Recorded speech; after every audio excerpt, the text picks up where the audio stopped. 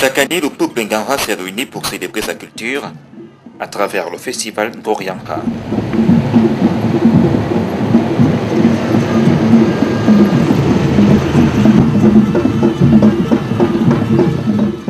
Une grande civilisation qui a su résister à l'usure du temps. Cette année, le festival Ngoryanka a subi des mutations. Au lieu de 7 jours, la célébration va se dérouler pendant 4 jours.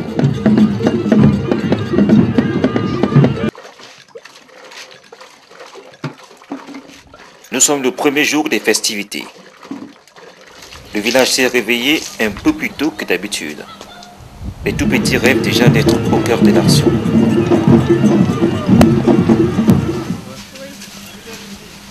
Contrairement aux années précédentes, c'est par l'excursion vers les grottes du village que le peuple Ngara débute les manifestations. Les hommes et femmes du village, et même ceux venus d'ailleurs, vont parcourir plusieurs kilomètres pour atteindre la grotte choisie comme site touristique cette édition. Après une longue marche dans la forêt, commence enfin l'ascension de la grotte de la Marmite.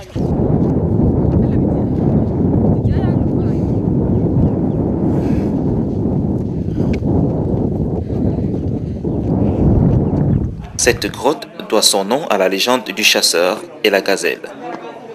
Une légende qui est transmise ici de génération en génération.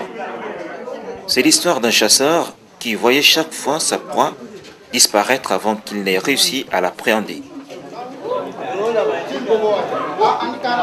Un jour, curieux de comprendre ce phénomène, il décida de poursuivre sa proie jusqu'à perte de souffle. Sa chasse à l'affût le mena tout droit dans cette grotte. Ce jour, notre chasseur réussit à appréhender sa proie, coincée dans un cul-de-sac.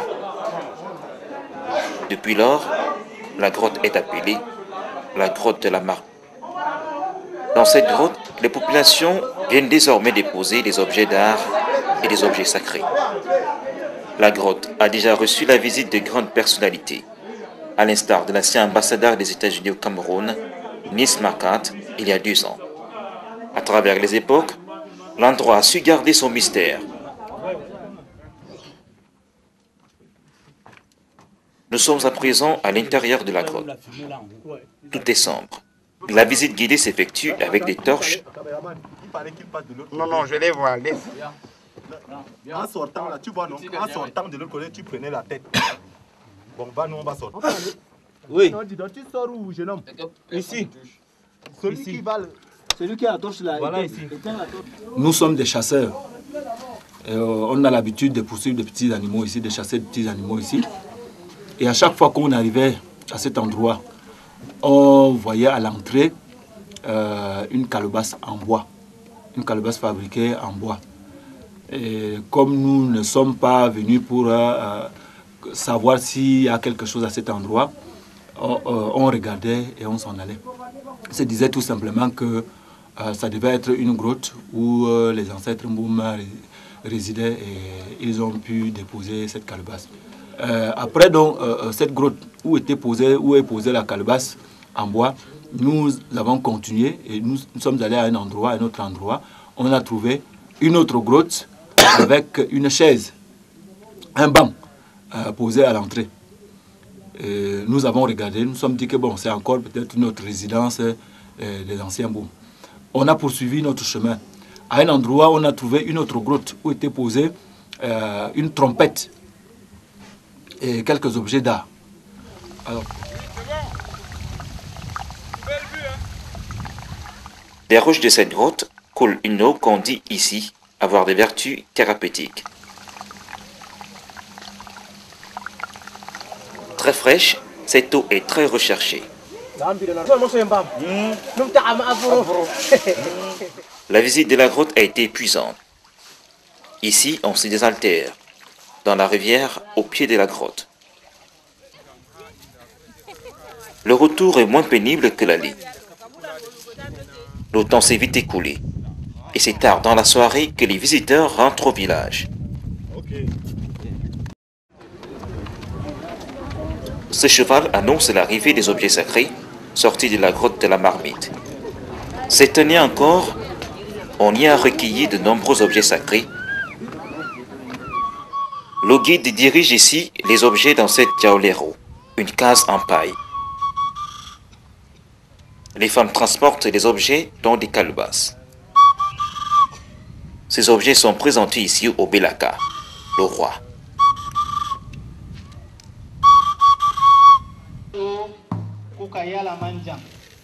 Le festival d'Orianha est aussi l'occasion de célébrer l'abondance des récoltes et des ressources naturelles de Ngangha.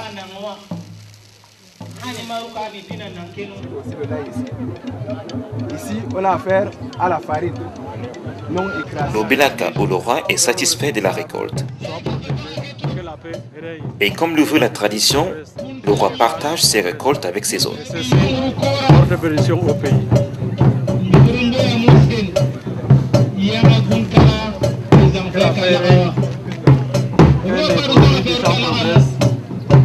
Quand nous bétaillons, quand nous récoltons,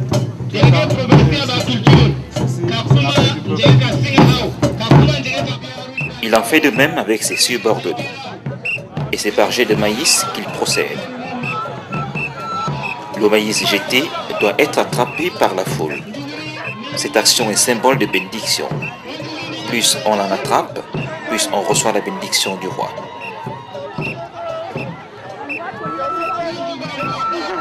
Le festival débute par une grande parade sous l'œil attentif du Belaka et ses hôtes.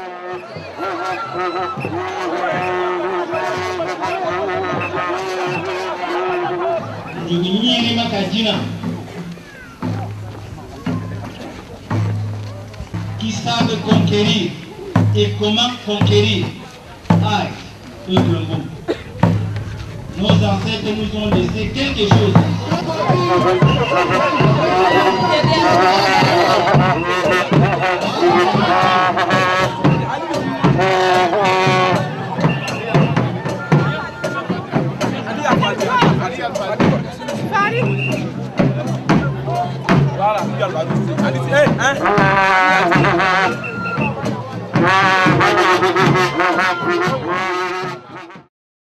Ce soir, on chante et on danse.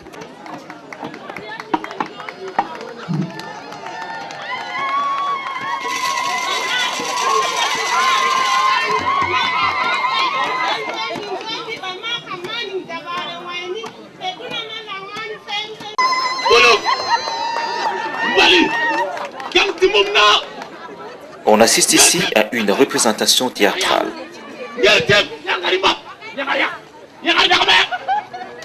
Les jeunes filles accueillent les chasseurs après le passage du roi.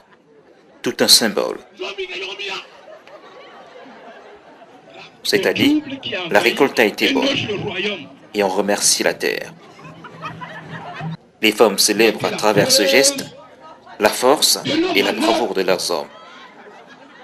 On voit ici à l'œuvre le Ngulu, le lion, le chasseur trépide.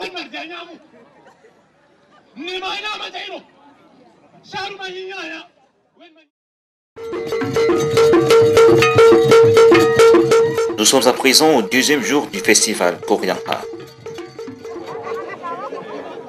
Ici au village du festival, on expose les objets sacrés sortis de la grotte de la marmite. Mais ces objets ne sont pas à vendre.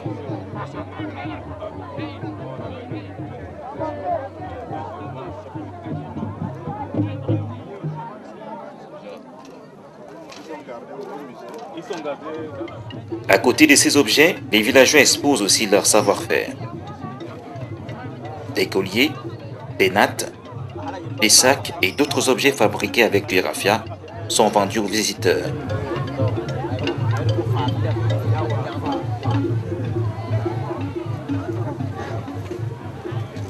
La beauté de la femme Ngangha est aussi célébrée.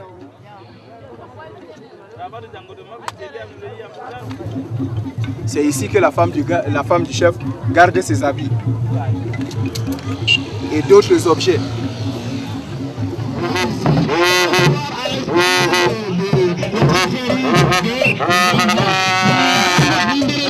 Cet homme est un charmeur du serpent. Il attire à lui seul une foule de visiteurs.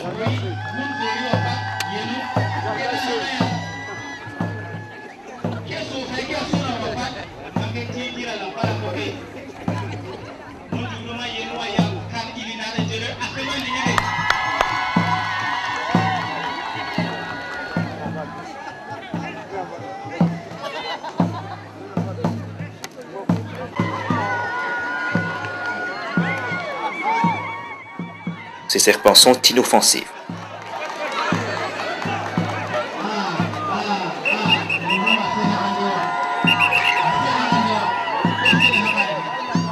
Leur venin a été retiré.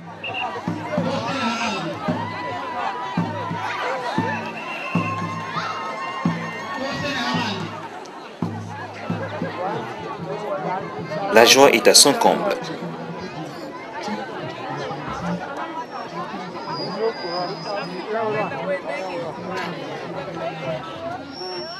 Les rites du Ngoriamha se déroulent pendant 3 jours.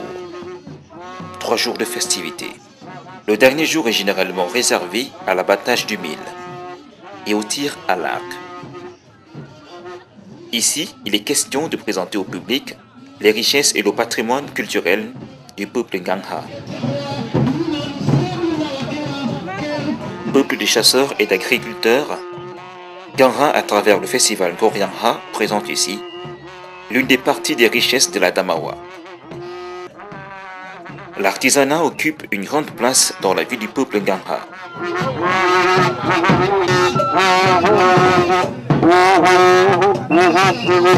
Les visiteurs vivent ici chaque année, le temps d'un festival, le quotidien de ce peuple de la Damawa. L'année prochaine, d'autres sites et d'autres grottes seront visités. Et nous apprendrons certainement d'autres facettes du peuple Ngangha.